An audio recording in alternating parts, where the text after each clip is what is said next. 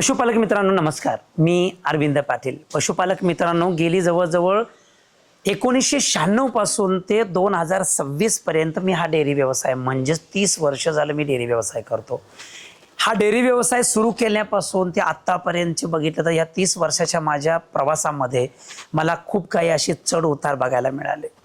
कधी फायदा व्हायचा, कधी तोटा व्हायचा, नैसर्गिक त्या ठिकाणी काहीतरी अशी आपत्ती यायची, जनावरं दगावायची आणि मग असे लॉसेस व्हायचे. मग विचार मनात यायचा, एखाद्या वेळेस वाटायचं इन्शुरन्स असावा आणि एखाद्या वेळेस वाटत होतं इन्शुरन्स कशासाठी पाहिजे. म्हणजे असे खूप काही गैरसमज या ठिकाणी मला व्हायचे. पण मित्रांनो, परवाचीच घटना सांगतो. मला वाटते 2 ते 3 महिने झालेले असतील.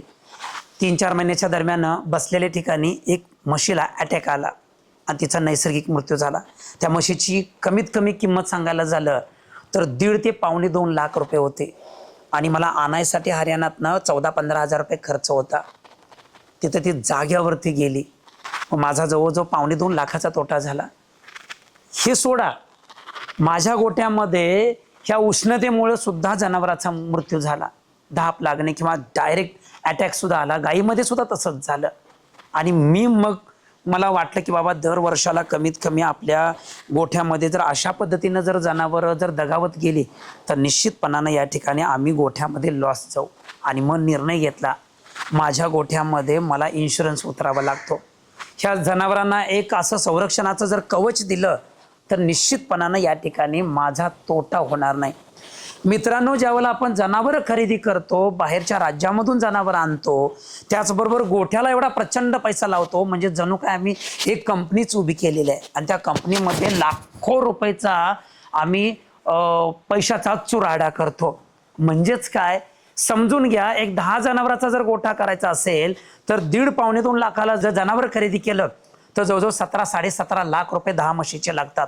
गोठा बांधायला जवळजवळ 10-12 लाख रुपये करतो. आणि मग 25-30 लाख रुपये एका कंपनीसारखा पैसा आम्ही ज्यावेळेला डेअरी व्यवसायामध्ये लावतो आणि आम्ही काय करतो, इन्शुरन्स उतरतच नाही. हे 100% चुकीचं आहे. मित्रांनो, आमच्या गोट्यामध्ये नैसर्गिक मृत्यू होऊ शकतो किंवा अपघाती सुद्धा या ठिकाणी मृत्यू होऊ शकतो. जनावराचं अंग बाहेर येतं, हे नैसर्गिक आहे. डिलिव्हरीच्या वेळेला काहीतरी प्रॉब्लेम होऊ शकतो, एखादा आजार आला किंवा आता आपल्याला बघितलं तर व्हायरल डिसीज काहीतरी येतात, म्हणजे FMD सारखा आजार येऊ शकतो किंवा अन्य असे खूप काही होऊ शकतात. एखाद्या वेळेस जनावराला थायलेरिया जर झाला तर जनावराच्या बॉडीतलं रक्त जवळजवळ सगळे ते परजीवी संपून टाकतात आणि अचानकच त्या जनावराचा मृत्यू सुद्धा होऊ शकतो. म्हणजे असे अपघात हे सहन नाही होणार आमच्या शेतकऱ्याला. मग त्या शेतकऱ्याने आपण काय करायला पाहिजे, जनावरं खरेदी केल्यानंतर 1 महिन्याभरामध्ये, कारण प्रवासाचा स्ट्रेस असतो जनावराला, ही जनावरं ज्यावेळेला बाहेरच्या राज्यातून आम्ही आमच्या गोट्यामध्ये आणतो, 1 महिन्याभरात ज्यावेळेला ती स्टेबल राहतात, ज्यावेळेला येऊन ती आमच्या वातावरणामध्ये रुटीन राहतात, त्यावेळेला त्या जनावरांच्या वरती लाखो रुपयाचं आम्ही विमा उतरला पाहिजे. आता मित्रांनो, समजून घेऊया, गाई म्हशीमध्ये इन्शुरन्स उतरायचा असेल तर आपल्याला काही गोष्टी लक्षात ठेवल्या पाहिजेत. तर पशुपालक मित्रांनो, नेमकं विमा म्हणजे नेमकं काय हो? काय नाही मित्रांनो, आम्ही गुंतवणूक कशात करतो, जनावरांच्या मध्ये करतो. आणि आम्ही गुंतवणूक कुठं करतो की त्या स्ट्रक्चरमध्ये करतो. म्हणजे ज्या वेळेला आम्ही गुंतवणूक करतो त्या गुंतवणुकीला काही लॉसेस होऊ नये म्हणून दिलेलं संरक्षण म्हणजे विमा. मग क्लेम म्हणजे काय, त्या आम्ही युनिटमध्ये जे भांडवल लावलंय त्याच्यामध्ये एखादं जनावर मेलं, याच्यामध्ये अपघाती मृत्यू झाला, म्हणजे उदाहरणार्थ करंट लागला, वीज पडली किंवा नैसर्गिक तिची डिलिव्हरी होत असताना काही अपघात झाला, एखादं जनावर मेलं आणि ते जर लिगली असेल तर 100% आपल्याला त्याच्यामध्ये क्लेम मंजूर होतो. आणि तोही 8 ते 15 दिवसाच्या आत. म्हणजेच काय, आम्ही जिथं पैसे लावलेत त्या पैशाला संरक्षण म्हणजे विमा. म्हणजेच काय मित्रांनो, जसं आपण आपल्या आरोग्यासाठी किंवा आपल्या आयुष्यासाठी हेल्थ इन्शुरन्स असेल किंवा जनरल इन्शुरन्स असेल, ज्यावेळेला आपण उतरून घेतो तर हे आम्ही संरक्षणासाठीच करतो. तशाच पद्धतीनं आपण एक व्यवसाय रोजगार निवडतो, त्या रोजगाराला काही म्हणजे वेगवेगळे लॉसेस होऊ नयेत यासाठी जे आपण विमा किंवा आपण इन्शुरन्स उतरतो हे अतिशय गरजेचं आहे. जसं आमच्यावरती आम्ही उतरतो तसं जनावराच्या वरती आपण या ठिकाणी उतरून घेऊया. आणि आम्ही जेवढं प्रोटेक्शन आपण जेवढं देऊ तेवढं आमच्या फायद्याचं या ठिकाणी हा व्यवसाय होणार आहे. तर मित्रांनो, आपला जर इन्शुरन्स करायचा असेल तर बाजारामध्ये भरपूर कंपन्या आहेत, पण कॅटल्समध्ये जर इन्शुरन्स करायचा असेल तर कंपन्या मोजक्यात आहेत. आणि सगळ्यात महत्त्वाचं काय, त्यांचा त्या ठिकाणी सहकार्य पण या ठिकाणी अतिशय महत्त्वाचं आहे. आता माझ्या गोट्यामध्ये ज्यावेळेला मी इन्शुरन्स करायचं असं मी ठरवलं त्यावेळेला कंपन्या भरपूर होत्या, पण मी इफको टोकियो इन्शुरन्स कंपनी मी का निवडली, त्याच्या पाठीमागची नेमकी कारणं काय, तर इतरांचे ज्यावेळेला रेट घेतले त्यावेळेला कुठं 4.5%, कुठं 5.5%, कुणाकुणाचे 6% पण रेट आहेत. पण ज्या वेळेला मी या कंपनीच्या प्रतिनिधींशी बोललो, त्यांच्या वरिष्ठांशी बोललो, जर शेतकऱ्यांच्यासाठी किंवा माझ्यासाठी, मी माझ्या गोट्यासाठी तर मी आता ती कंपनी निवडलीच आहे, पण महाराष्ट्रभर याचा फायदा व्हायचा असेल तर तुमचे काही रेट्स कमी होणार काय, किंवा तुम्ही काय सहकारी शेतकऱ्याला काय पॅकेज देणार काय, तर त्यांनी ती तयारी दर्शवलेली आहे की बाबा इतरांच्या पेक्षा आम्ही तुम्हाला म्हणजे 100% आम्ही तुम्हाला काहीतरी डिस्काउंट देऊ किंवा त्याचे काहीतरी कमी चार्जेस लावू. अशा पद्धतीचं ज्या वेळेला चर्चा झाली त्यावेळेला मात्र आम्ही निर्णय घेतला की चला तर आता महाराष्ट्राच्या शेतकऱ्याचा जर फायदा होत असेल तर निश्चितपणाने या ठिकाणी आम्ही त्या गोष्टी करायसाठी तयार आहोत. पशुपालक मित्रांनो, आपण जनावरांच्या वरती ज्यावेळेला इन्शुरन्स उतरतो त्यावेळेला ह्याच्या मागे कानात टॅग मारायचे आणि त्याच्यामध्ये काहीतरी चुकीच्या गोष्टी व्हायच्या. दुसरं जनावर दगावलं तर याचा टॅग त्याला, त्याचा टॅग याला, या सगळ्या गोष्टी निदर्शनाला यायच्या आणि ते कधी कधी त्या गोष्टी हे पण व्हायच्या, चुकीच्या व्हायच्या.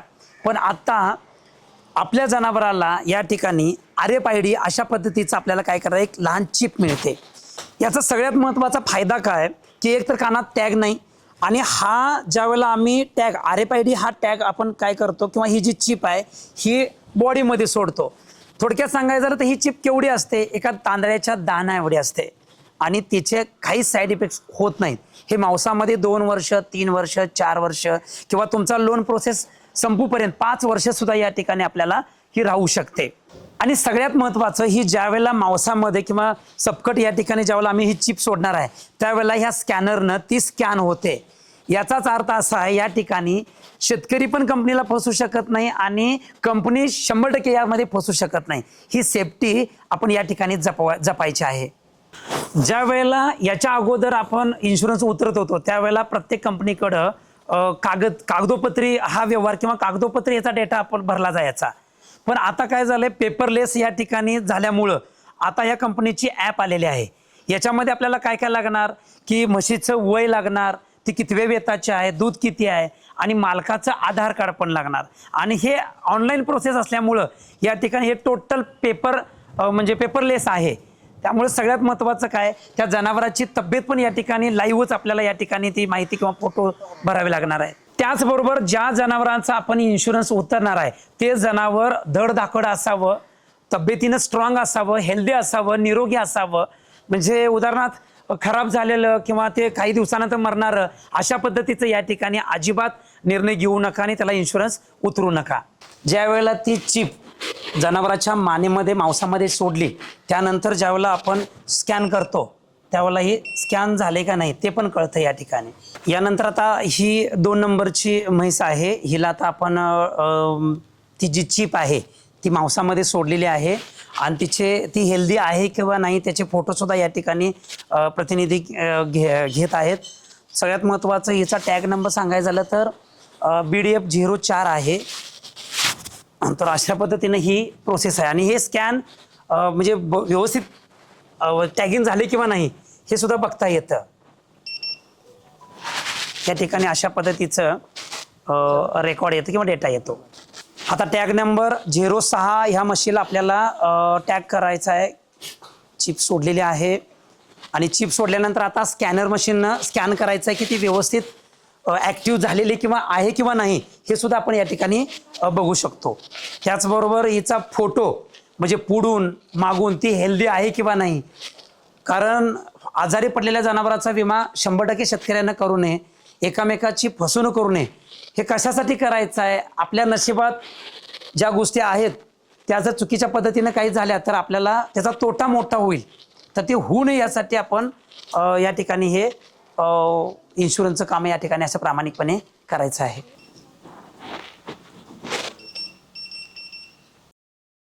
टोचल्यानंतर हिला स्कॅनसुद्धा केलं तर लगेच आपल्याला कळतं की ती चिप ॲक्टिव्ह आहे किंवा तिचा जो टॅग नंबर आहे तो आपल्याला या ठिकाणी स्कॅनवरती दिसतो. तर पशुपालक मित्रांनो, अशा पद्धतीनं आमच्या जनावरांच्या वरती आम्ही विमा उतरलेला आहे आणि तिची प्रोसेससुद्धा तुम्ही बघितलं की जी चिप असते ती मांसामध्ये आपण या ठिकाणी सोडलेली आहे, स्कॅनरनं स्कॅन केलेला आहे आणि याचा सगळा डेटा कंपनीकडं पाठवलेला आहे.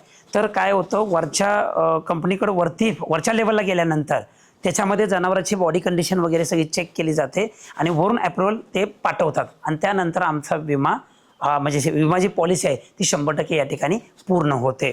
तर अशा पद्धतीनं तुम्ही सुद्धा तुमच्या गोठ्यामध्ये जनावरांचा इन्शुरन्स जेवढी जनावरं आहेत त्या पद्धतीनं तुम्ही काय करायचं आहे, विमा करून घ्या.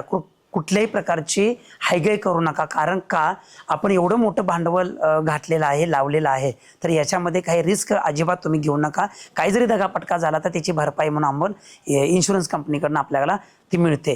तर तुम्हाला याच्याही पेक्षा अजून जर काही डाऊट्स असतील किंवा जाणून घ्यायचं असेल तर आपण स्क्रीनवरती दिलेला जो व्हॉट्सअप नंबर आहे त्यांच्याबरोबर तुम्ही कॉन्टॅक्टमध्ये राहा, त्यांच्याबरोबर तुम्ही कॉन्टॅक्ट करा आणि आणखीन काही इन्शुरन्समधले काही पॉईंट्स असतील तर ते तुम्ही त्यांच्याबरोबर जाणून घ्या. मित्रांनो, इन्शुरन्स इतर कंपनींच्या पेक्षा निश्चितपणाने याचे रेट्स किंवा याचे जे पॉलिसीचे जे रेट आहेत हे कमी आहेत. आम्ही विनंती केलेली आहे, कमी रेटमध्ये तुम्हाला त्या ठिकाणी ते तुम्हाला इन्शुरन्स देणार आहेत. तर आजच तुम्ही त्यांच्याबरोबर कॉन्टॅक्ट करा आणि अजून काही माहिती असेल तर ती जाणून घ्या.